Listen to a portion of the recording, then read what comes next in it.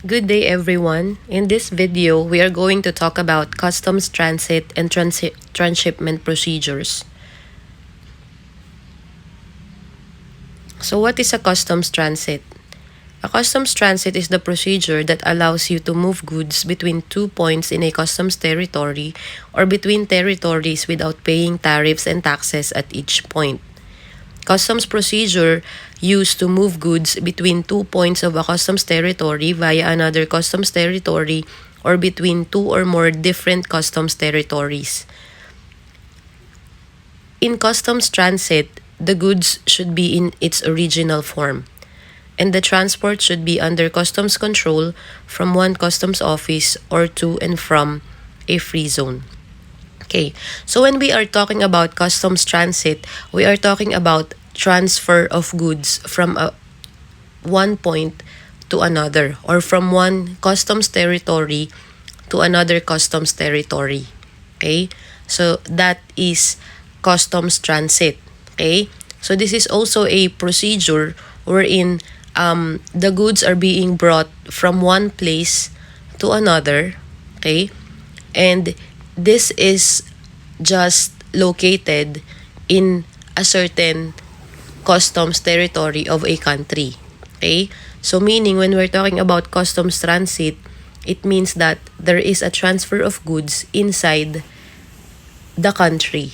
Okay? From one customs territory to another customs territory inside one country only.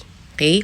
And if you are and if there is a customs transit procedure, the goods should be in its original form. So for example, you going to transit a certain commodity from a customs warehouse, okay, and then you're going to transfer it to another warehouse, the commodity will remain the same. Okay, if you transfer it to another warehouse, you are not going to do something in that particular commodity. Okay, so you're just going to transport the goods as it is. So as per section 102 of the CMTA, the customs transit is defined as a customs procedure under which goods in its original form are transported under customs control from customs office to another or to a free zone. So, kagaya ng sinabi natin kanina, customs transit nga, it's a procedure of transporting a goods in its original form. When we say original form, we do not do something to that particular good. Hindi siya binago, hindi siya manufacture into something. So, what is inside the warehouse is what is going to be delivered or transported to another warehouse or to another customs office. Okay? Customs transit within the customs territory shall be allowed for goods except for those intended for consumption. So, if ever that you are going to transport a goods or you're going to transit a good to another place wherein it will be consumed there, then there will be no customs transit. Okay? The goods should be in its original state. Okay? If you are going to transfer the goods for consumption or when they are going to sell the goods already, then that will not be customs transit anymore. Okay? Or they're going to distribute it to the local market. That is not customs transit. Okay? It should be from a customs territory to another customs territory. There is no liquidation of shipment yet, or there is no goods declaration that will happen yet when there is customs transit. It just means that you're going to just transport your commodity to another customs territory only. So what are the examples of customs transit? So this is one of the example of customs transit. Letter A is from port of entry to another port of entry as exit point for outright exportation. So an example of that is a shipment that is at the port of Manila, okay?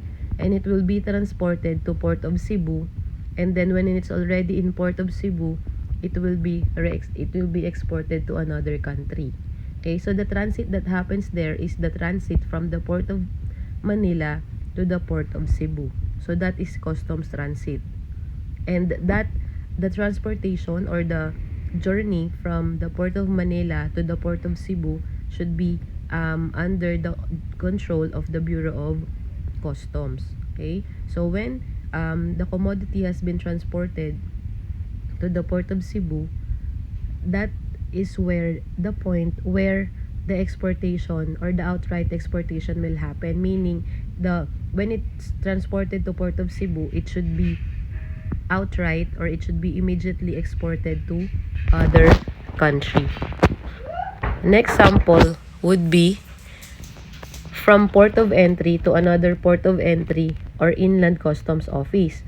So an example of this one is a shipment from the port of Manila International Container Port that will be transported to a PEZA zone. So there is a shipment in the MICP, and then it will be transported to a PEZA zone. Okay? So that is customs transit. Another one is from port of entry or inland customs office to a port of entry as an exit point for outright exportation. So example, a shipment that is loaded to POM, Port of Manila, and then it was transported to a free zone, and then from the free zone it will then be exported to Singapore from MICP this time. Okay, so from the free zone to MICP, that is customs transit.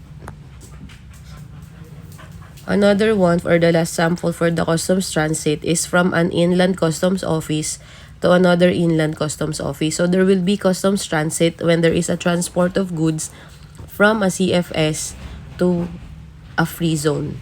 Okay? So when there is a shipment from the CFS or a commodity or good from the CFS or container freight station that will be transported to a free zone, then there will be customs transit. Okay, now as per section 600 of the CMTA, a transit permit is required for goods transported under customs transit. Okay, so there should be a transit permit that should be shown when there will be a customs transit that will happen. Okay, so under section 600, goods transferred from one customs office to another customs office. Okay, again, for example, Port of Manila to Port of Davao, but is intended for domestic use or goods for consumption, are not considered transit goods and are subject to immediate payment of duties and taxes. So just what I have told you earlier, that there is no transit if the goods will be for consumption. Okay, so if it's intended for domestic use or you're going to sell it na sa local market, then there will be no transit. Okay, so if for example, you're going to transfer a good from MICP to a CFS that will be intended for sale. Okay, so that there is no transit in there. They should be paying the duties, taxes, and other charges already. Okay, but if it's considered for transit, okay, then it should be immediately transferred to another port or to another customs office, and then it will and then it should be for outright exportation, or it should not be for sale to the local market. So that is actually said in section 600 of the CMTA. Section 601 of the CMTA says that transit goods bound for CBW's free zones and goods covered by RA 10668 or an act allowing the foreign vessel to transport and co-load foreign cargoes for domestic transshipment and for other purposes are not subject to the payment of duties and taxes. In the case of goods covered by RA 10668, goods for consumption arriving at a port of discharge, that is the Port of Manila, for transfer to the port for final destination, or the Port of Davao using another foreign vessel, shall be subjected to the payment of duties only and the port of destination. Okay? In all other cases, goods for transit or for transfer from one customs office to another shall be subject to the payment of duties, taxes at the port of discharge. Okay? So it says here that when there is transit goods that are bound na papunta sa mga customs banded warehouses and free zones na covered ni RA 10668, okay, they should not be subject for the payment of duties and taxes. Okay? But if these goods that are arriving for consumption, okay, at the port of discharge, and then it will be transferred to the port of the final destination, then sa port of final destination ka magbabayad ng duties, taxes, and other charges. So this is the sample. For example, there are goods that arrived at the port of Manila, okay, and then it will be transferred to port of Davao, but then it should still kailangan niyang dumaan sa port of Cebu, okay. So yung port of Manila, and then it dumating siya sa port of Cebu, hindi siya dapat magbabayad ng customs duties, taxes, and other charges. Although, take note ha, although these goods are for consumption, okay? So, from Port of Manila and then to Port of Cebu, okay? So, hindi siya mag-unload doon, dumaan lang siya, they are not going to pay duties, taxes, and other charges, okay?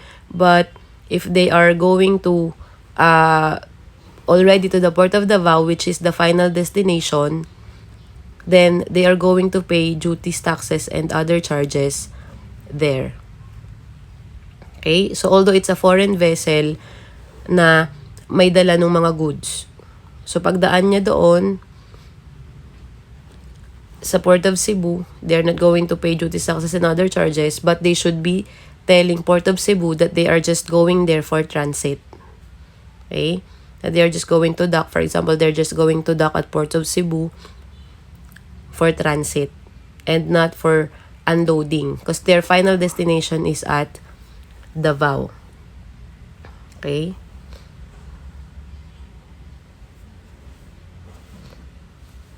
So what are the procedures when there is a customs transit? So before that, here are the requirements that are needed when there is a customs transit procedure that will happen. So number 1 is the single administrative document printout, okay, and the SAD should show your model declaration, and it should show the transit. For example, if it's to a CBW, or if it's a transfer to a PEZA or free port zone. So your entry should show that you lodge your shipment for transit, okay, and then the bill of lading or the airway bill, the commercial invoice, the packing list, the general transportation surety bond, or this is a local surety bond, the EIP printout for PEZA, and all the other documentary requirements such as permit, clearances, transit cargo manifest, carrier's bond, and all the other permits or clearances that is needed for the commodity that you are transporting. Okay, so those are your requirements.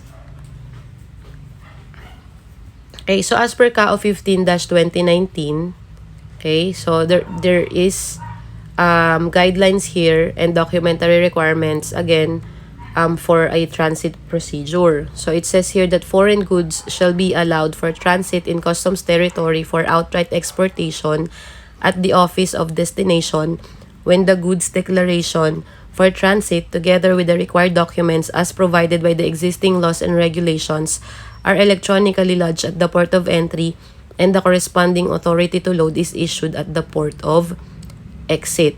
Okay? So, in this section of KAO 15-2019, they are pertaining here to foreign goods. Okay? So, when we talk about foreign goods, these are goods that were imported, that is already in the Philippines. Okay? So, for example, there is an importation of tires, and it needs to do a transit procedure in the customs territory for outright exportation. Okay? So, there is for example, there is an importation of goods from Singapore that came in Port of Manila. Okay? And then this should be transported, or this commodity should be transported to Port of Cebu for it to be delivered to Indonesia. Okay? So the transit there is from Port of Manila to Port of Cebu. Okay? And then there should be outright exportation to Indonesia. Okay? So that is when customs transit happens. So from Port of Manila to Port of Cebu. Okay? So from Port of Manila to Port of Cebu, that is just a transit procedure. Okay? So no importation and exportation that happens. So you do not need to pay for duties, taxes, and other charges. Okay? So again, it says here that it should be allowed for transit in customs territory for an outright exportation at the office of destination when the goods declaration for transit together with the required document has been already lodged at the port of entry. So the port of entry there is the Port of Manila. Okay? And also there should be a corresponding authority to load issued at the port of exit. Okay, so the Port of Manila is the port of entry and the port of exit is the Port of Cebu. Okay, so at the Port of Cebu, there should be a corresponding authority to load. Okay, so the next session says that imported goods shall be allowed for transit in customs territory to another port of entry or to an inland customs office for manufacturing, processing, warehousing when the goods declaration for transit together with the required documents as provided by the existing laws and regulations are electronically lodged at the office of departure together with the required security. Okay, now, in this section, it is now telling a transit procedure from a customs territory or from a port of entry to an inland customs office. So when we talk about inland customs office, it could be a CBW, CBMW, PEZA zone, free zone. Okay? So the imported goods from a port of entry, so for example from the Port of Manila, that will be transferred to a free zone, okay, to an inland customs office for manufacturing, processing, warehousing of the goods. And the goods declaration for transit should be lodged together with the required documents at the office of departure. Okay? So the office of departure is the port of entry or the Port of Manila. So they're going to lodge an entry at the Port of Manila, an entry for customs transit. Okay? They are going to file a goods declaration for transit that it will be transferred to a customs inland office. Okay? And it should be lodged together with a required security. Okay? In case of transfer of goods to customs facilities and warehouses, the transfer of goods should be covered by an electronic permit to transfer issued by the Office of Departure together with the required documents duly acknowledged by the responsible customs officer at the Office of Destination. So, ito naman daw, when the goods are going to be transferred to another customs facility or to a customs warehouse or CFW naman, then the transfer of goods should be covered by an electronic permit. Okay? So, doon sa isa, when it will be transferred to a free zone or PEZA zone or another CBMW, there should be a goods declaration for transit. Okay? But for a transfer of goods to customs facilities and warehouses only, there should be an electronic permit from the Office of Departure. Okay? So, no goods declaration for transfer to customs facilities and warehouses. Okay, next section about imported goods admitted in free zones that have undergone processing, manufacturing, or manipulation shall be withdrawn from the free zone for transit to the port of loading or outright exportation upon lodgement of export declaration with the concerned free zones authority. So in this section naman, it is saying about imported goods that are in the free zone, okay, and then it should be transferred, or there will be a transit procedure from the free zone to the port of to the port wherein it will be exported immediately. Okay, so when the imported goods in the free zone are already done, or it's already a finished product, it has been processed and manufactured to a finished product and then it will be withdrawn from the free zone, then there should be transit procedure that will happen from the free zone to the port of loading, wherein it will be re-exported already. Okay, so what needs to be done is export lodgement. Okay, so there should be an export declaration. Okay, they are going to file an entry for export with the concerned free zones authority.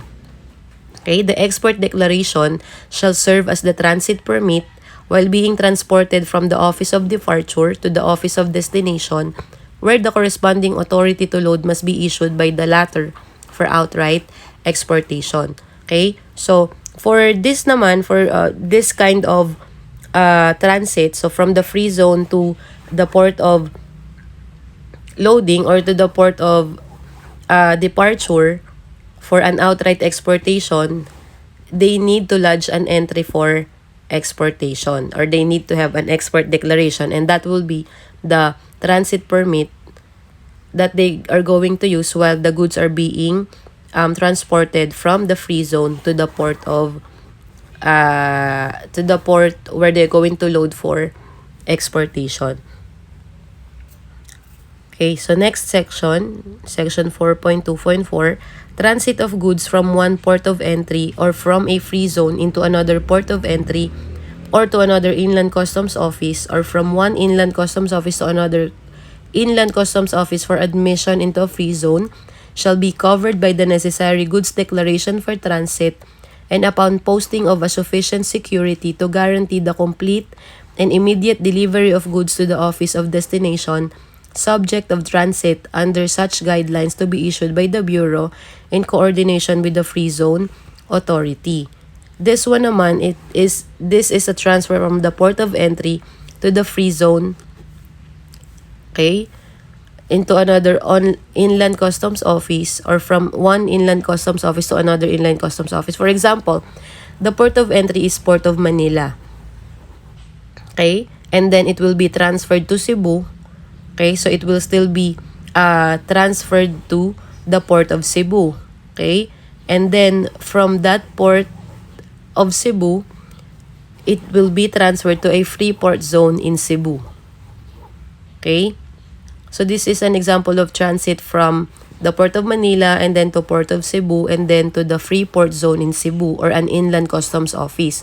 So ang mga inland customs office na ito, they are the free port zones, the PEZA zones, the CBMWs, the CBWs, the CFWs, or the customs facilities and warehouses. So they are the inland customs office. So again, when they are going to transfer, or there is a transit procedure from there into a free port zone, okay, so from Port of Manila to Port of Cebu to a free port zone in Cebu, okay, then there should be a necessary goods declaration for transit that should be filed, okay, and then upon posting of a sufficient security bond.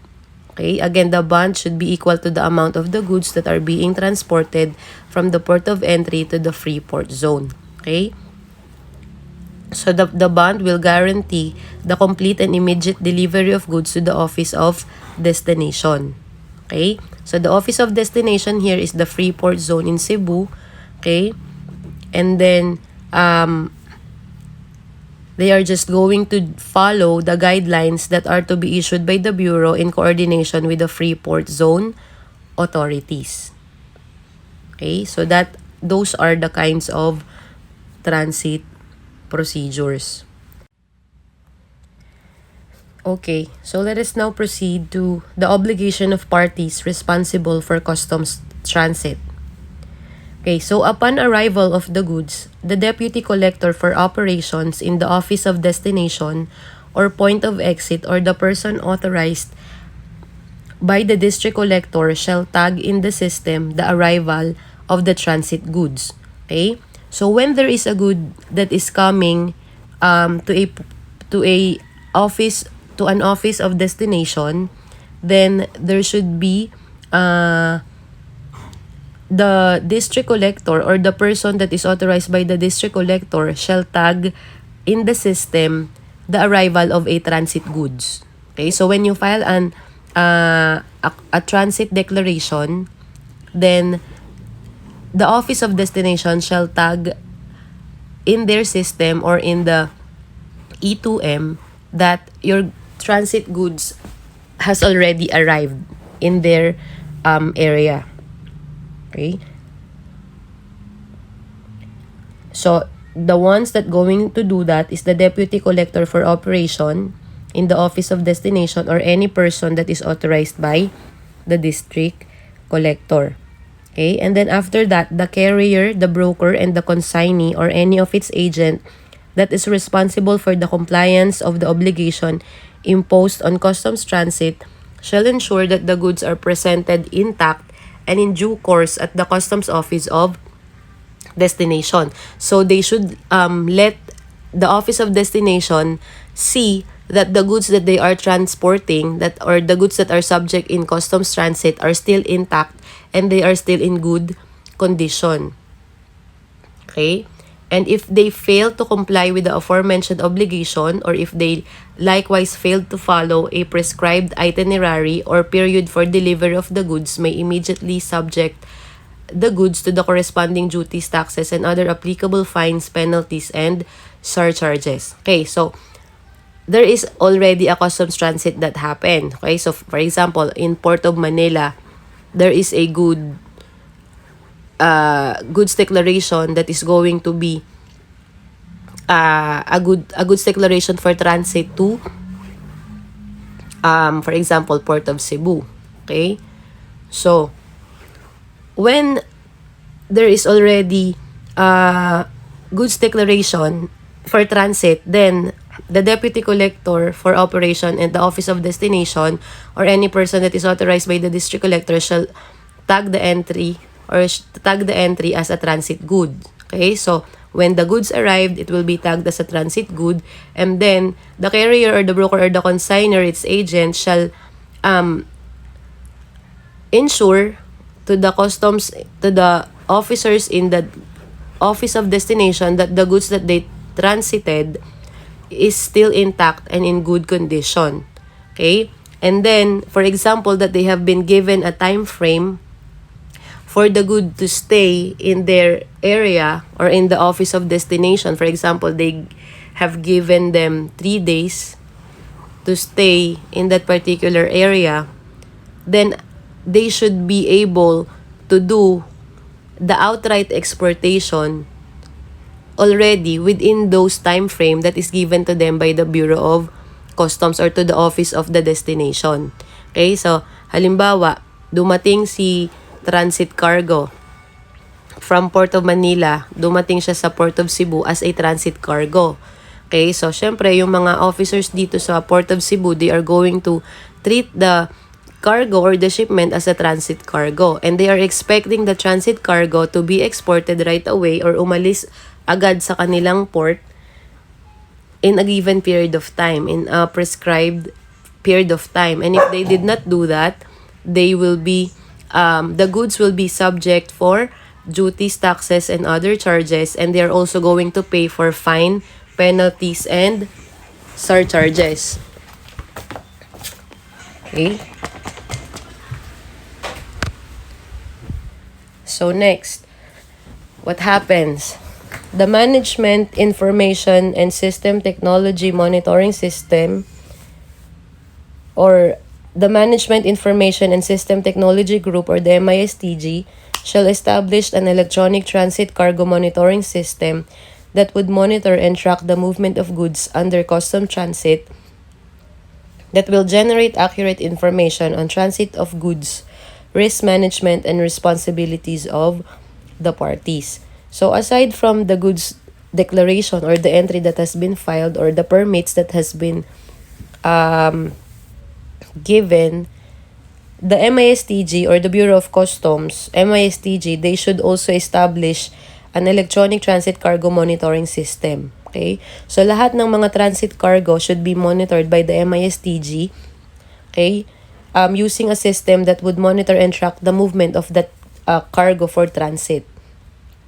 Okay? And this will generate more accurate information about the transit of goods and also what will happen if something bad happens into that particular customs transit cargo. Next, carrier security and amount. Carriers at transport imported goods that shall be placed under customs transit from a port of entry to other ports shall post a general transportation security which shall be equivalent to the duties and taxes and the goods for transit but not less than 50,000 pesos. Such security shall ensure the complete and immediate delivery of goods to the customs officer at the port of destination and the payment of pertinent customs charges and expenses and other transfer costs. The amount of the security may be adjusted by the commissioner upon approval of the Secretary of Finance. So this section is just saying that the carrier, for example, this is a ship or this is a plane or this is a truck. So that is the carrier of the transit goods, okay? And it shall be posting a security bond, transportation bond. Okay, so meaning it's an insurance that whatever happens to the cargo for transit that they are carrying, that the duties and taxes will still be paid. So it should be equivalent to the amount of duties, taxes, and other charges, and it should not be less than 50,000 pesos. Okay, so again, the purpose of the security bond is to just secure the imported goods, duties, taxes, and other charges. Okay, kasi it's still unimported goods. Okay, so meaning all imported goods should be subject to duties, taxes, and other charges. But this time, itong mga imported goods na ito nga lang is subject for transit only. Okay, so they are not going to pay for duties, taxes, and other charges yet until they arrive to the country of the final destination. And if that particular goods will be consumed already, or if it will be for consumption or for the general consumption already. So that is just when they are going to pay the duties, taxes, and other charges. But if it's just only for transit, it is just transiting, or it is just only be transported to its final destination. Okay? So it needs to be guarded, and it should be secured by a surety bond. So that anything that happens to it while in transit, then the duties, taxes, and other charges will still be secured. Okay, so that is the transit procedures as per the KAO 15-2019. So let us now proceed to transshipment. So when we are talking about transshipment, okay, so as per Section 102 of the CMTA, it refers to the customs procedure under which the goods are transferred under customs control from the importing means of transport to the exporting means of transport within the area of one customs office, which is the office of both importation and exportation. Okay? So again, this is a customs procedure kung saan goods are transferred. Again, it should be under customs control from the importing means of transport, okay, to the exporting means of transport within the area of one customs office, which is the office of both importation and exportation. So how is that? There is a transshipment when, for example, an importation from Singapore arrives at Port of Manila. Okay? So that is the importing means of transport. Then it will be transported to another vessel wherein it will be exported to Indonesia. Okay? So let us discuss that further. So sabi dito, when goods are subject for customs transshipment. Okay, kailan daw merong kailangan na magkaroon ng customs transshipment? So as per Section 604 of the CMTA, where an intent for re-exportation of goods is shown in the bill of lading, manifest, or other satisfactory evidence, the whole or part of the bill of lading comprising not less than one package may be entered for immediate re-exportation under sufficient security. Thus, the shipment shall be lodged only under transshipment. Okay? So, paano nagkakaroon ng transshipment? When the bill of lading is saying that after importation, they are going to re-export it immediately to another country. Okay? And it should be under sufficient security as, again, kailangan meron siyang surety bond. Okay?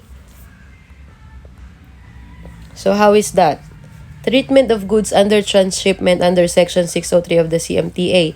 Goods admitted for transshipment shall not be subject to payment of duties and taxes, provided that the goods declaration for customs transshipment particularly indicates such nature of goods supported by commercial and transport documents as required by the Bureau. Okay? So, the goods that are for transshipment or re-exportation, okay, shall not be subject to payment of duties, taxes, and other charges, provided that they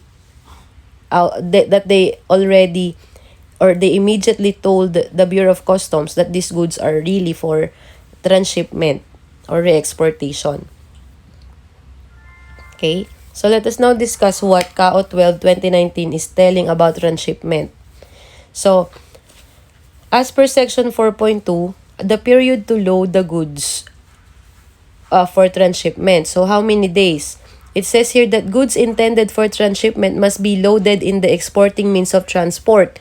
Okay? So, there is transshipment when your goods, okay, will be transferred to another means of transport. So, for example, your goods that came from Singapore will be re-exported to another vessel, using another vessel. Okay, or something happened in the particular vessel that came in the port of Manila. Okay, and then it will be transferred to another vessel that will be the vessel or the transport that will be used for the re-exportation.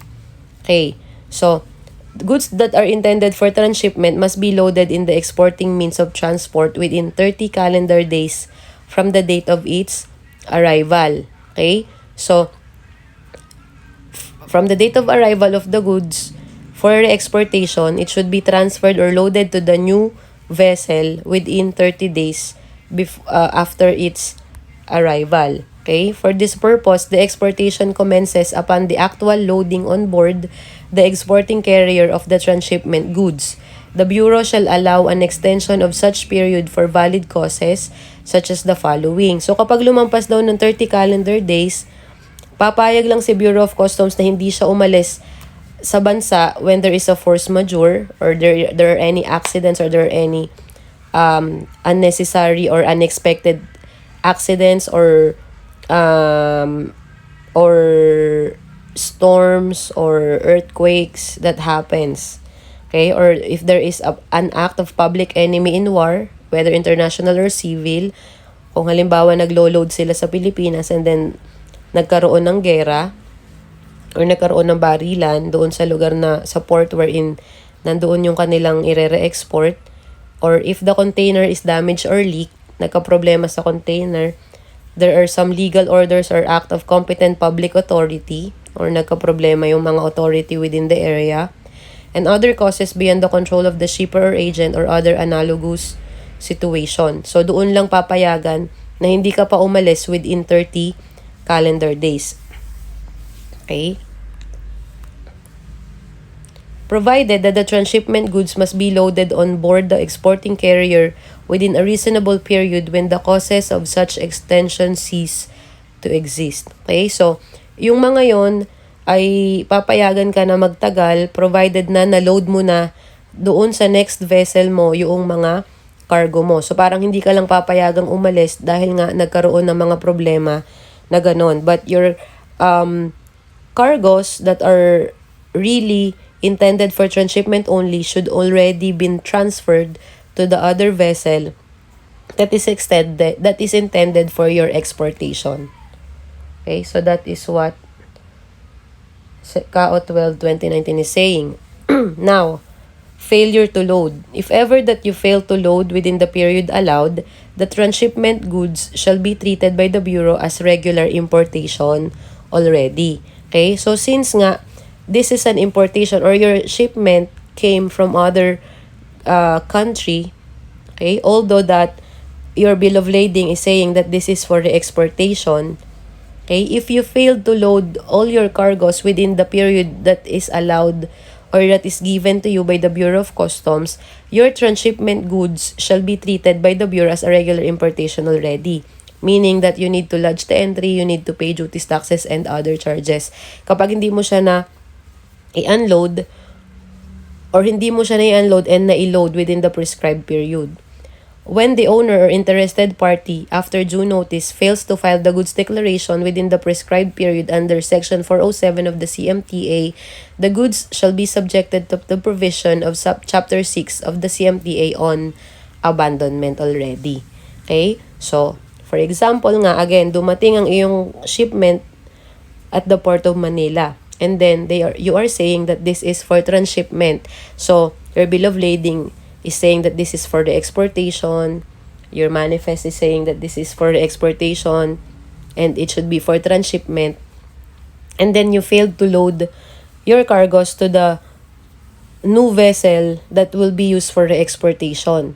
Then, if you don't file an entry, okay, within the prescribed period under Section 407, then your commodity will be subject for abandonment in Chapter 6 of the CMTA. So, you need to have your transshipment commodity to be re-exported immediately within 30 calendar days. Okay? So, that is Section 4.3. Section 4.4, Transfer Note.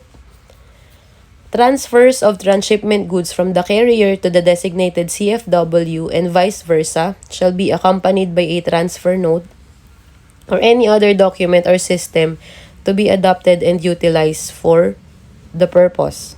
Okay? So, for example, your shipment in the Port of Manila will be transshipped in CFW. Okay? There should be a transfer note that you should show, okay? Or there should any other document or system na kailangan maipakita ka when you are transferring the goods from the carrier to the CFW where your goods will be ready for the exportation. Okay? So, for example, this is not a containerized cargo that is for re-exportation. So, it needs to be delivered to a CFW first. Okay? So, you're going to deliver the cargo for the carrier will be delivering your cargo for transshipment in a CFW. Okay? If it's a loose cargo and it's not a containerized cargo. So, it needs to still pass the CFW. So, when it's going to the CFW, it needs to pass you need to have a transfer note. Okay? So, from the Bureau of Customs to the CFW, there should be a transfer note and that note will tell that this commodity will be for transshipment. So, when it's already in the CBW, it will be transferred to another container wherein it will be re-exported to another country. So, that is another form of transshipment using a transfer note if it's for the loose cargo and not for containerized cargo. Okay, next. Customs supervision in handling and movement of transshipment goods. The handling and movement of transshipment goods from the carrier and within the CFW inside the port of entry shall be under continuous supervision and subject to the rules and regulations issued by the Bureau to include safeguard measures to ensure that the transshipment goods shall not be diverted to the domestic market. Okay? So, when the goods are for transshipment, again, there should be a transfer note. And, syempre, sasabihin naman ni Bureau of Customs that these goods are tagged for transshipment. Okay? So, the movement of that goods for transshipment should be under the supervision and control, again, of the Bureau of Customs. Okay? They are going to make sure that these goods are not going to be delivered to the domestic market, but it should be transferred to another to a CBW, to a CFW, okay?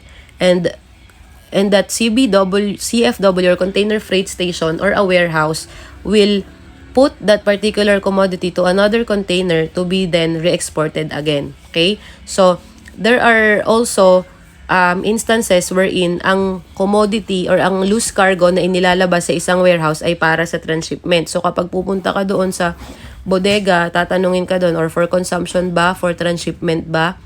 So, when it's for transshipment, then the wharfinger or the customs officer inside that bodega will also check when that particular loose cargo or LCL for transshipment ay maipapasok doon sa sumunod na container that will be subject for re-exportation. So, kagaya ng kung nakikita nyo, napapansin nyo yung mga videos ko about warehousing, all those na nilalabas ko ay for consumption. Okay?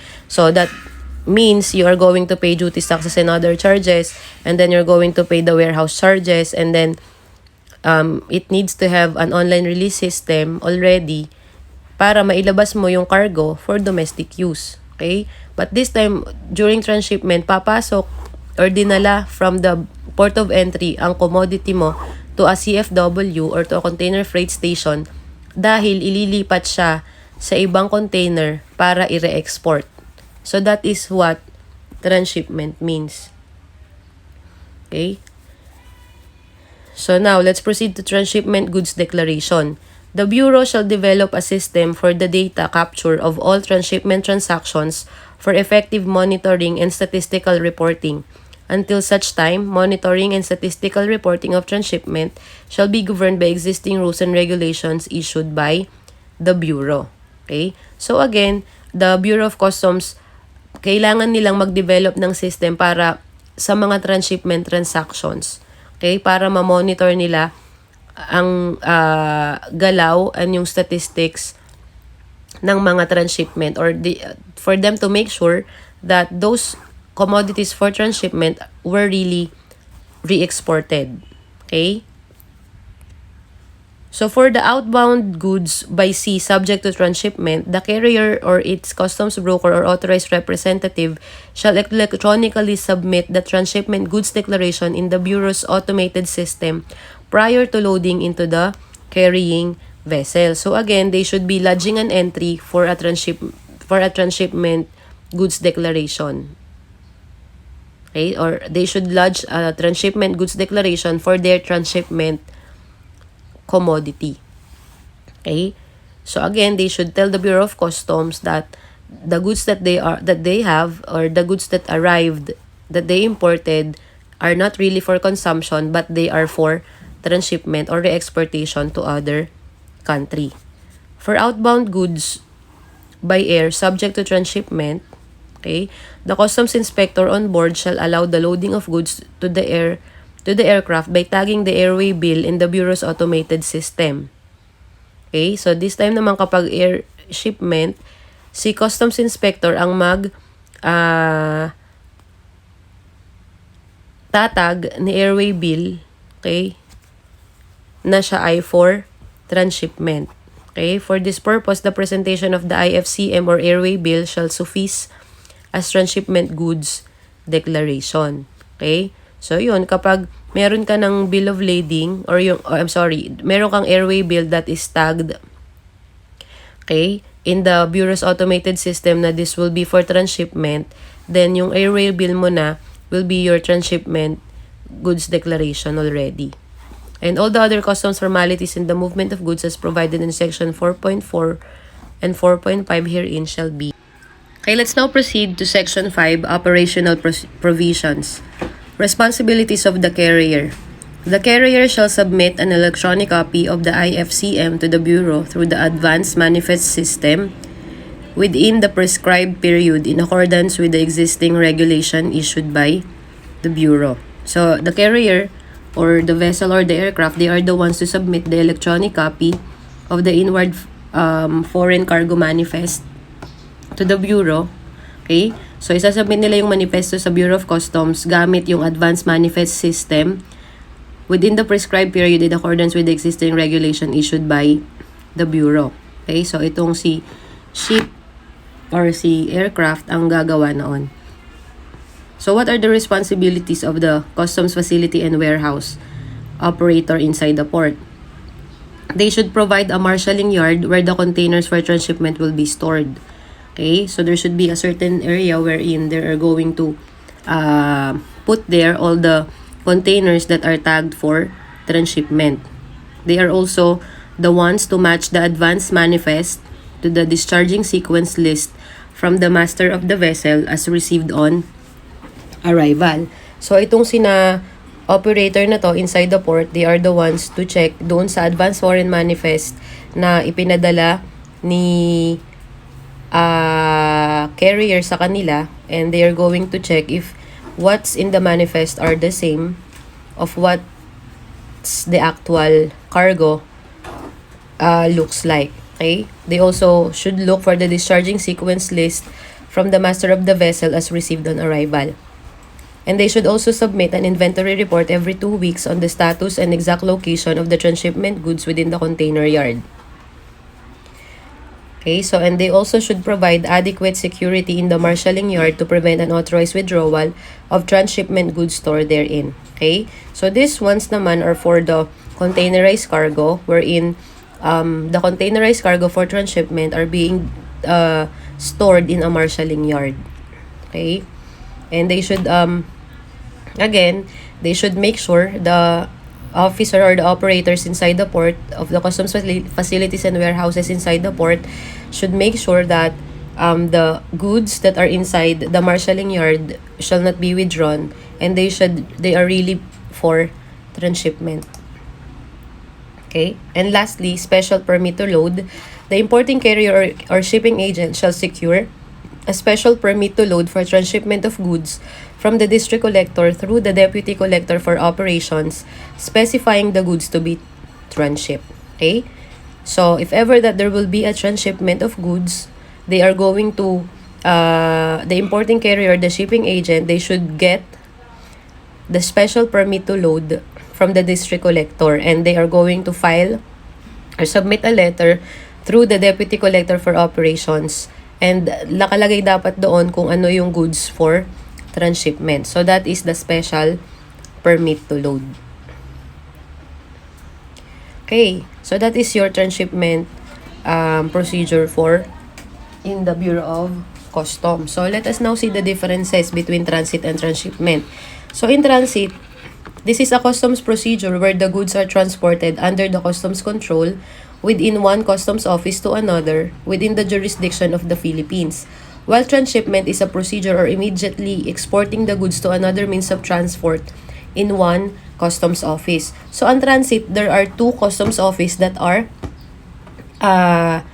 involved. Okay? So, there will be transit when there are two customs office that are involved. But in a transshipment, there is only one customs office that is involved. Okay? So, a transshipment can happen in a port of Manila. Okay? So, a transit happened from Port of Manila to the Port of Cebu. Okay? So, that is what's the difference between the two. Another one is transit involves local transfer, while transshipment involves international transfer of goods. Okay? So, sa transit, it just involve certain goods that are transported within the Philippines. Okay? But for transshipment, it means that you are transporting goods to the other country or to a foreign country or to an international customs office. Okay? So, meaning you're going to bring a certain commodity out of the country, or you're going to